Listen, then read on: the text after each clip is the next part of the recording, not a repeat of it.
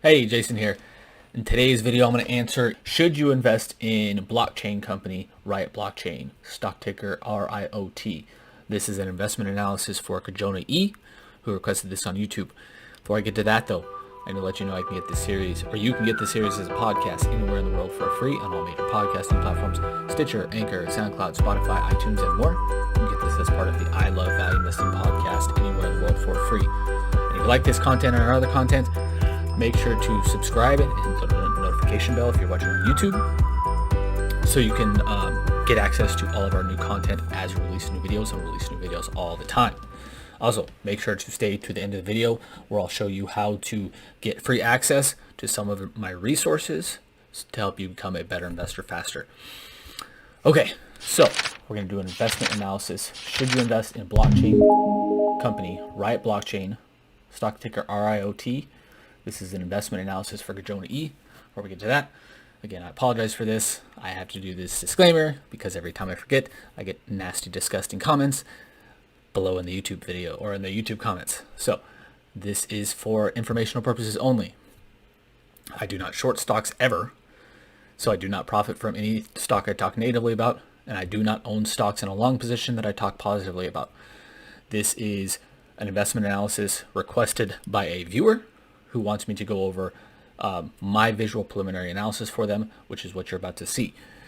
I do this to help you learn how to spot information that can help you make better investment decisions faster, so you spend less time, or so you can discard the crap companies faster. You spend less time evaluating them, and you can spend more time evaluating great stocks. Why should you listen to anything I have to say? In the first 9 years of my career, I produce average annual returns in the portfolios I manage of 23.5% per year. That puts me just behind Warren Buffett, who produced 24.2% returns in the first 9 years of his career. And it legitimately makes me one of the best stock pickers in the world over the last 9 years. I'm not saying that to brag. I'm saying that to prove to you that I actually know what I'm talking about a little bit. So, again, I apologize for that. I hate doing it.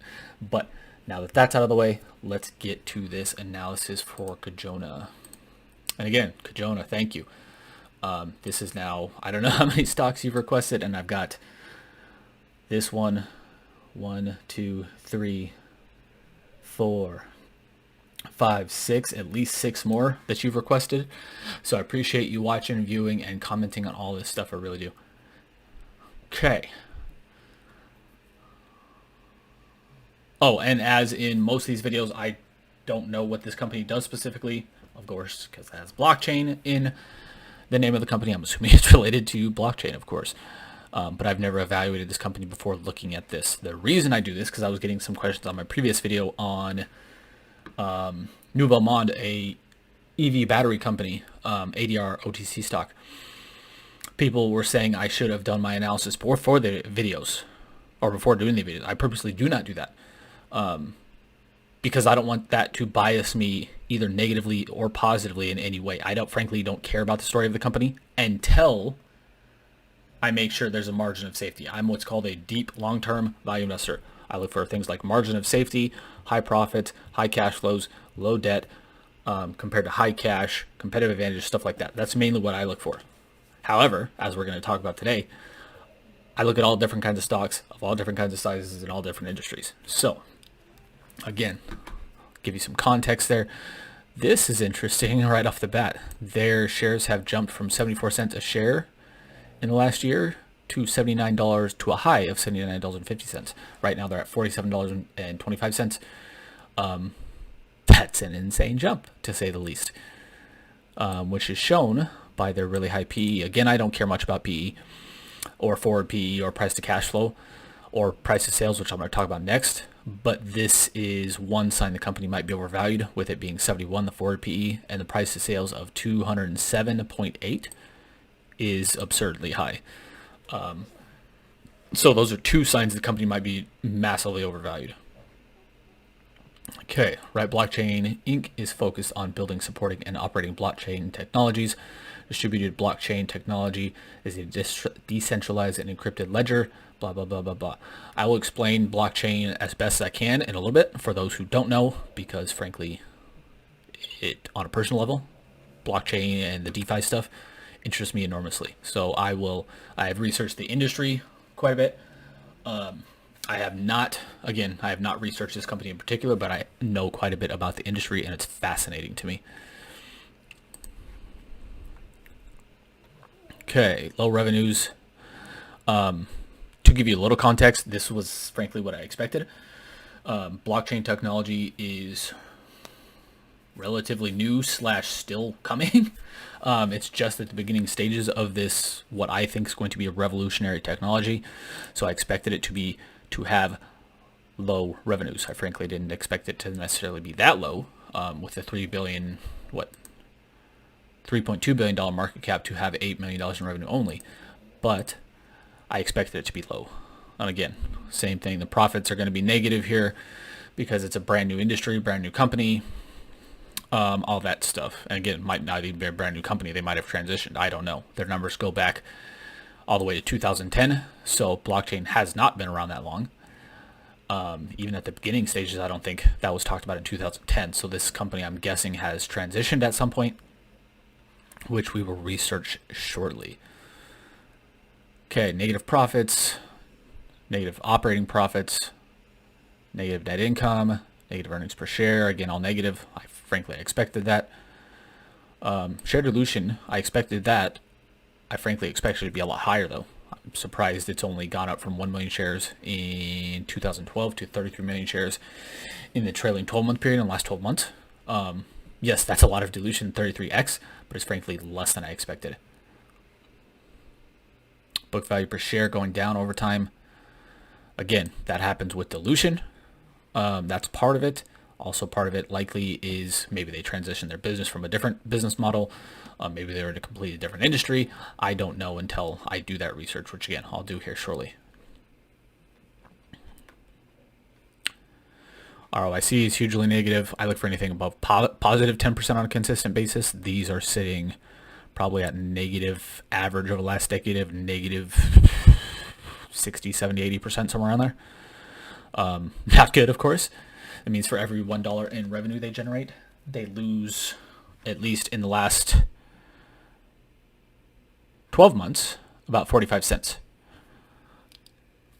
Or, put it even a better way, for every $1 in sales they generate, they lose about $1.45 total, because they are spending, in this case, what the ROIC shows is that this is in excess of the sales they generate. So they're, for every $1 in sales they have, they're losing about $1.45. Free cash flow sales, again, I look for anything above 5% on a consistent basis. This is negative 442%. So, again, to put that into context, this means that for every $1 in sales the company has, it loses about $4.42 in free cash flow. Again, not good, but not unexpected from what I'm assuming is a startup company. Okay. Pretty clean balance sheet. Pretty much no debt, which is frankly awesome. That is unexpected in a good way. Their stockholders' equity, or they're also known as their book value, makes up almost, or 96.9% of their balance sheet, which is absurdly good. And total current assets make up 64.8% of their balance sheet, with the bulk of that being cash. Again, that's absurdly good. It gives you much more margin of safety. That protects your downside from bankruptcy, all that kind of stuff. Cash conversion cycle, I didn't expect one to be here, so we're not going to talk about that. Before I talk about this, the interest coverage ratio, which I just highlighted, which is a massively enormous number, let's actually go down here to see what their debt is.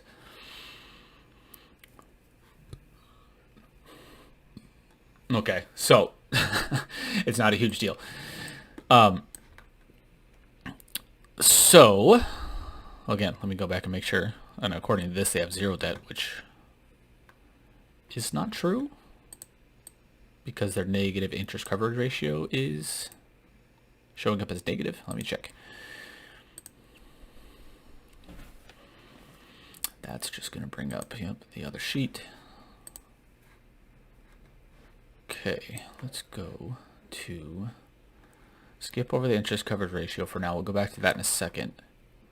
So they have about $39 million in cash. Current assets, PP&E. Okay, their balance sheet again is very clean, small, but very clean. And they currently have no debt according to this. So I'm thinking Morningstar's data feed is incorrect because it shows they have a negative interest coverage ratio, which would assume, again, if the data is correct, that the company has debt, because the interest coverage ratio shows how much or how well a company could cover the interest payments on its current debt. So, I mean, obviously you kind of have to have debt for that to have a number there at all, even if it's negative. I'm showing no debt here, so I don't know. Again, this is why I calculate my own metrics, as I've talked about in several other videos. I don't know what goes into Morningstar's metrics, so maybe they include things. Let's go down and find some stuff that it might include. Shouldn't include accrued expenses, stuff like that. It's not even saying they have capital leases, so they might be. I guess I have no idea honestly what they're including here. Shouldn't be deferred liabilities, shouldn't be that. So again, their balance sheet is stellar, so I don't know what that number is, so ignore frankly.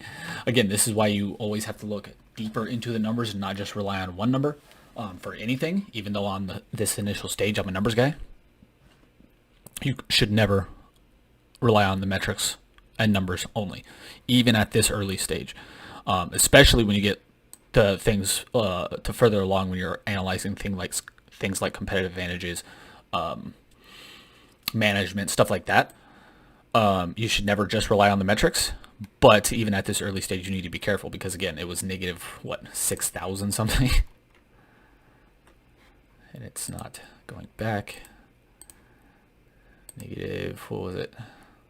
Negative 6,700, which would show, yes, they are hugely unprofitable, which we know, but that would show that they cannot even come close to covering the interest payments on their debt, which would be a gigantic red flag. They, however, do not have debt that's showing up on their Morningstar feed. So either the interest coverage ratio calculation is wrong, or the data that's actually coming into Morningstar is wrong. I would guess from here, since they have the other info here, there's just something wrong with the interest coverage calculation ratio on Morningstar. Okay, so let's really go over the balance sheet now. Very clean. Again, small. They have about, what was it, $60 million in assets, $62 million in total assets, compared to $1.96 million in total liabilities. Super clean balance sheet. Again, surprisingly clean. No debt. Assets make up a lot more than the value of the liabilities, which is a great thing. Not a huge deal, but it does give you some margin of safety, especially because this is a startup industry, and again, I was kind of surprised about this because most startup industries do not have clean balance sheets. Again, the numbers are small compared to the market cap of 3.2 billion, but it's still a good thing. Okay, I've talked about this retained earnings accumulated deficit in several videos now. This shows the total accumulated, in this case, losses or accumulated deficit of the company over the time history of the company. So this means they've lost a combined about $233.8 million in net profits over the history of the company. This is a drag on the company. If this was positive, it's a good thing. If it's negative, it's a drag on the company. It's not necessarily a huge red flag, but is it a drag? It is a drag on the company's valuation. If you want to see more context on that, go to some of our previous videos, which you can find linked below. Okay, because of its unprofitability, you can't see its valuation on any of these metrics except for forward PE, which again, I do not care about. I've showed you how to compare this in an unprofitable company and how to try to find a valuation of a company in several other videos. Again, those are linked below. It's for free, and I'm scrolling up on my notes over here. I think I showed you how to do that in the Airbnb video and the Neo video, I think, maybe the Jivo video. I showed you how to evaluate compare, or how to find an estimated value, or at least to see if how much the company is overvalued by comparing it to a profitable company. We're not going to do that here because I've shown you how to do it 3 or 4 times now. So if you want to do that, go to the other video or go to the other videos I just mentioned, which again you can find at the links below this. So let's get to, oops, struggling here. Blockchain. And go this.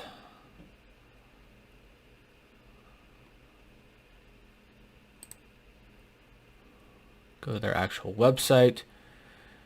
Okay, so they focus on Bitcoin mining, supporting the Bitcoin blockchain by participating in Bitcoin's consensus system through proof of work mining, racing to find the next block, and building upon the chain. We aim to be one of the largest and low-cost producers of Bitcoin in North America. Okay, so you see the pictures here of some of their operations.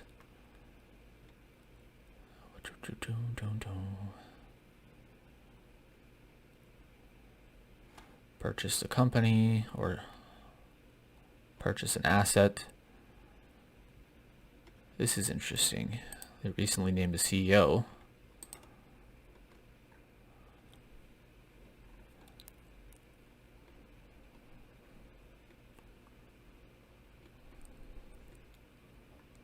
Okay, and none of this other information is super important.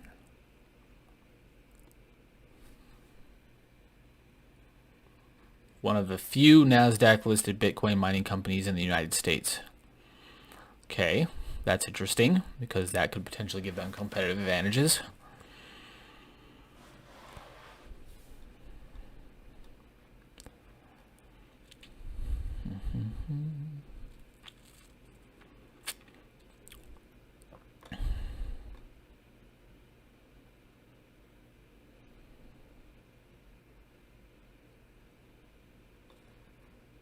This is interesting. Jeff McGonigal, who was appointed CEO on early 2019, will return to his focus as the CFO, which is a position he held with the company since 2003. That's interesting. Most times when a CEO gets replaced, and essentially in this case demoted, they almost never remain with the company. So that's super interesting. Again, not necessarily a red flag. It's just very interesting.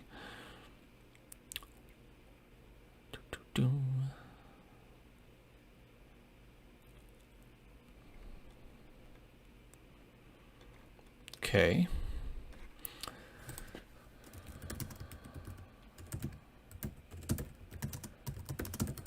I'm assuming, yes, okay, so I was assuming that they would change their name and their operations at some point because, again, blockchain, even as a thought, hasn't been around since 2010. So that's how I kind of assumed that they were going to, that they at some point had to have changed their name. Blah, blah, blah.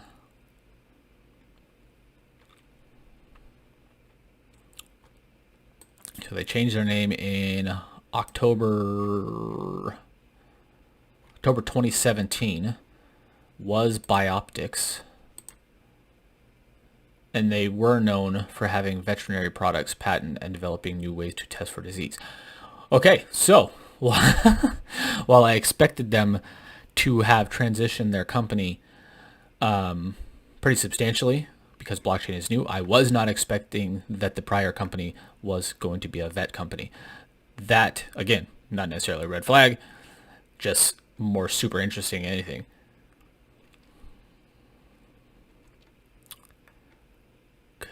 Okay.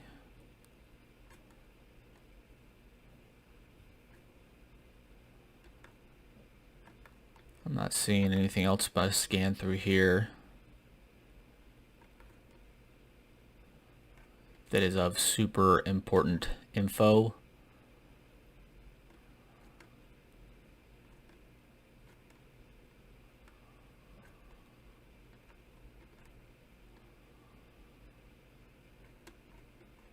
Maneuverings by the company insiders, all that stuff. Okay, so here we go. This is interesting.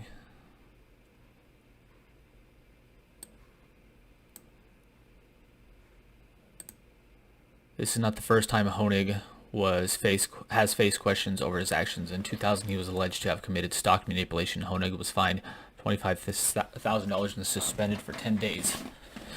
In 2003, he let his broker's license lapse.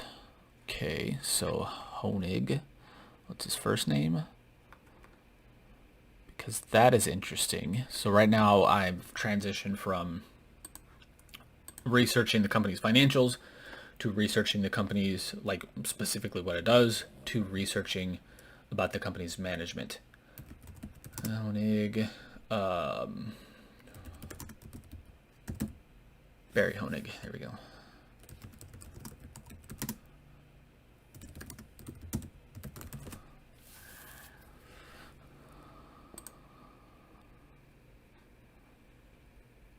Okay.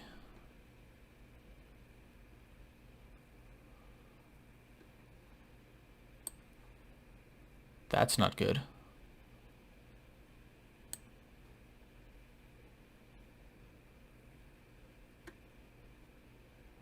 The SEC said in a letter that it reached agreements to settle 3 defendants, including the former Riot Blockchain CEO John O'Rourke, in what the agency had called a case of lucrative market manipulation. Okay.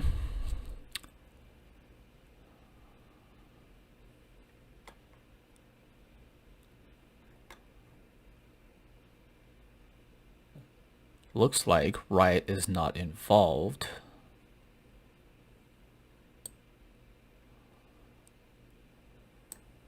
Directly. These people were just kind of all circling Riot.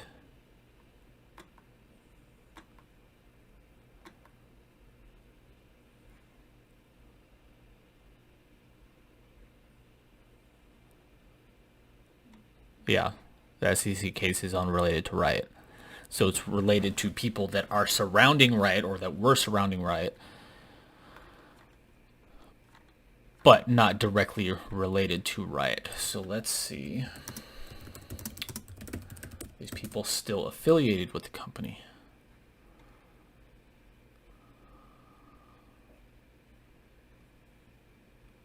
Oops, that's Riot Games.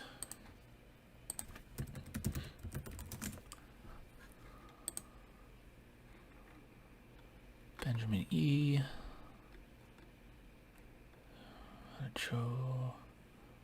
Jason Less. This is the guy that's becoming the new CEO.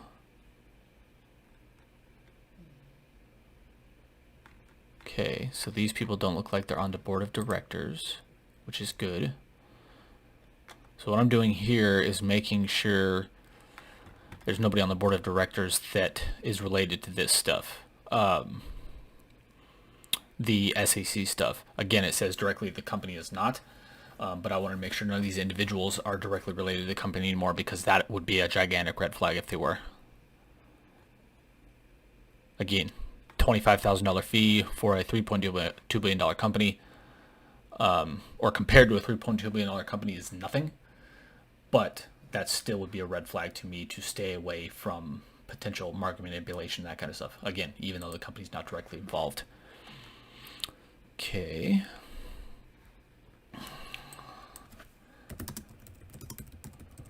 Still.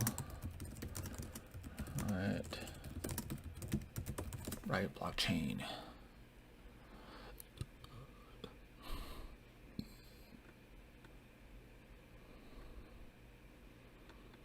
Okay, I'm not seeing anything. Just unrelated stuff we've already talked about. And here's Barry Honig et al. Versus Riot Blockchain. That is not it, because they're suing each other. So this is all interesting. What does it mean? So far, oops, that's my personal email. Sorry about that. Where are we at here? Let's bring my face back. Okay, so what does all this mean? I would invest in this company right now, honestly, because there's too many uncertainties, like we talked about with some of the other kind of startup stocks that I think Kejonah's talked about and some other people have asked me about. I don't invest in these kind of stocks, even though in this case I know an enormous amount about blockchain. I'm personally interested in it. I don't invest in these kind of stocks. So put the stock aside for now. I wouldn't invest in it, even though I know blockchain's coming. It's personally very exciting to me, and I think it's going to literally transform the world. Blockchain, for those of you who don't know, I'm probably going to butcher this, so put the comments below if you have a better explanation, is essentially a series of transactions that will lock up a transaction, let's say a contract, and make it pretty much impossible for somebody to hack. It makes both parties, it keeps a ledger, and it ensures all parties involved in the transaction are actually part of the transaction, because there's an ID, there's fingerprints in some cases, whatever the case may be, that authenticates you are who you say you are, and you're supposed to be part of that transaction. Sounds kind of lame. Sounds kind of boring. Super important though. Think about this could affect, eventually there's going to be blockchains just about everything. This could affect real estate transactions. Instead of having the kind of middle ground walk around with the banks and the real estate agents and stuff like that, I don't think the agents will necessarily go away completely. But this will make transactions supposedly faster, smoother, cost less for people, save time. There will be blockchains eventually in everything. Defense contracts, real estate contracts, finance, industry, banking, pretty much everywhere. Agriculture, there's gonna be blockchains. Blockchain in agriculture is freaking cool. It's going to, again, supposedly, this is all kind of theoretical at this point and being built out, as far as I know. Again, correct me if I'm wrong about this. I know some of this is being built out, but to my understanding, it's not fully built out yet. But for example, in agriculture, this will be able to track, let's say, a tomato from its source at a farm in, say, California, its journey across the country to Florida, where I live. It'll be able to track the entire journey to make sure nobody's stealing stuff, to make sure the tomato in this case is fresh, and then it will track it all the way to a store like Publix or Walmart, which are, if you're not familiar with supermarkets, Publix is I think a Florida only, maybe Florida based or predominant supermarket chain here. Very popular supermarket chain here. So think Walmart if you aren't familiar with Publix. It'll be able to track if the fruit, or if the tomato in this case is still fresh. It'll be able to track all of these transactions from person to person to person to person to company, whatever, to make sure, again, there's no fraud, there's no tampering. And then when hooked up with sensors and stuff like that, it could, in the Internet of Things, which again, something else I'm fascinated about, could track when something's about to go rotten, if something is contaminated with something like E. coli, stuff like that. So this is, again, I think blockchain these are all simplified versions. So if you want to look up more in-depth versions, go to the old Google. I'm trying to keep things as simple as possible here, but this is really fascinating to me, and it's literally, I think it's going to transform the world. Blockchain, super fascinated on a personal level. It's too early for me to invest in, again, even though I know it's coming, even though I'm personally fascinated by it.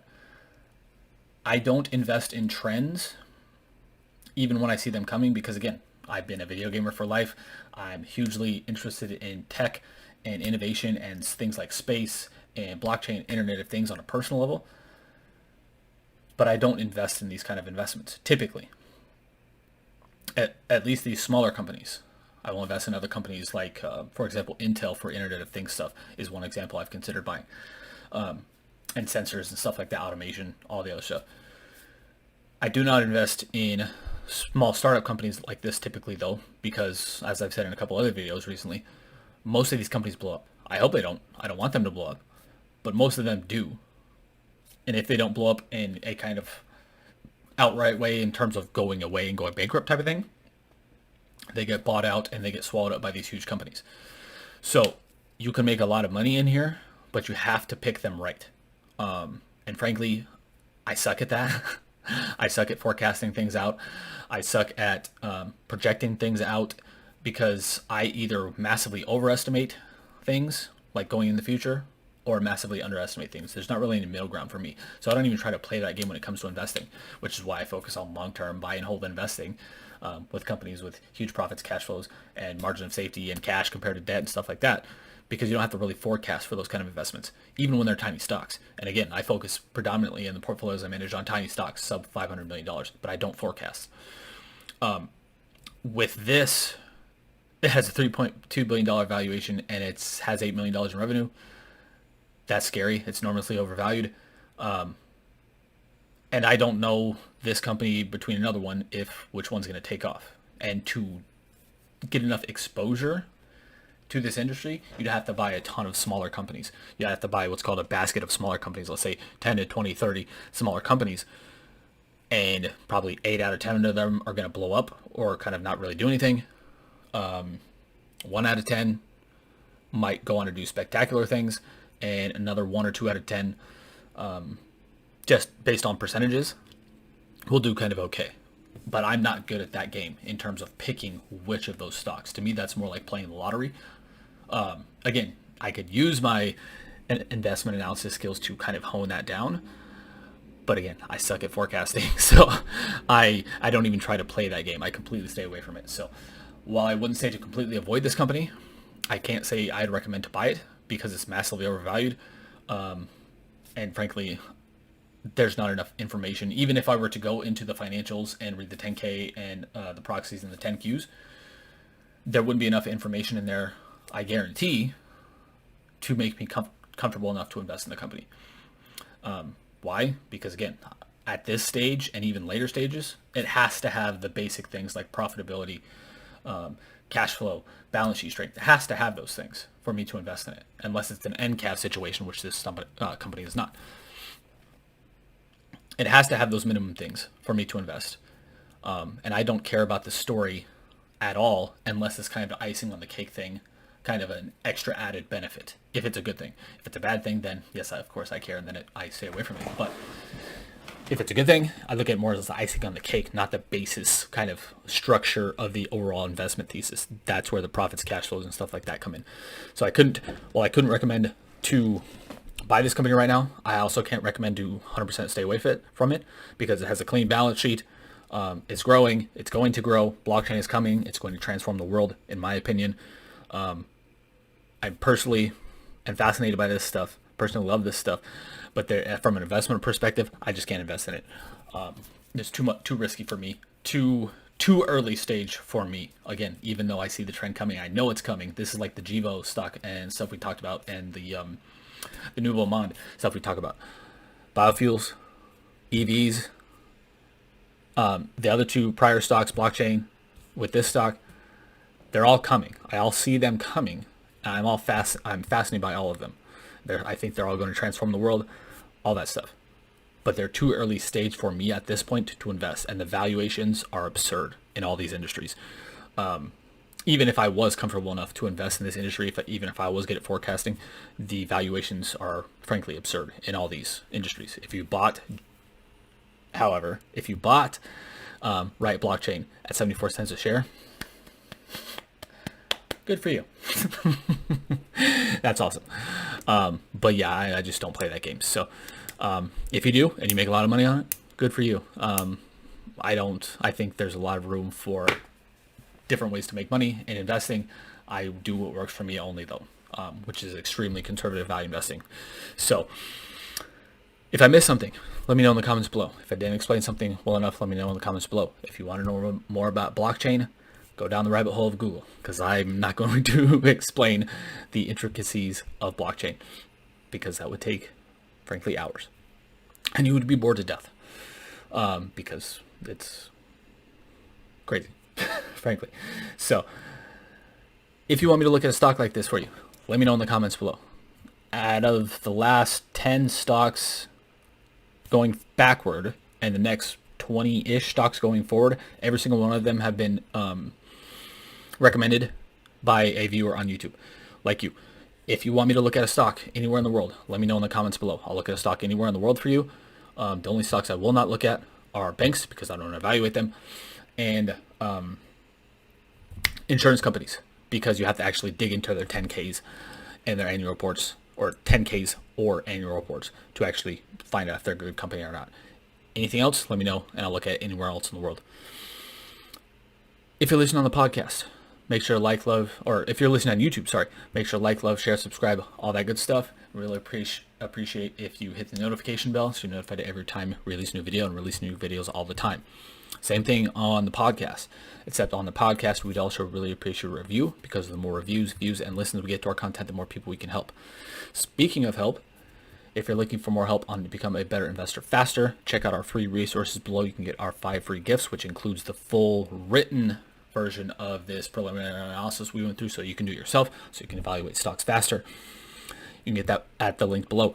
You can also get a free PDF copy of my book, How to Value Invest, and a free copy of our guide, 7 Tips to Picking Great Stocks and 3 Times You Must Sell. You can get all 3 of those for free at the links below.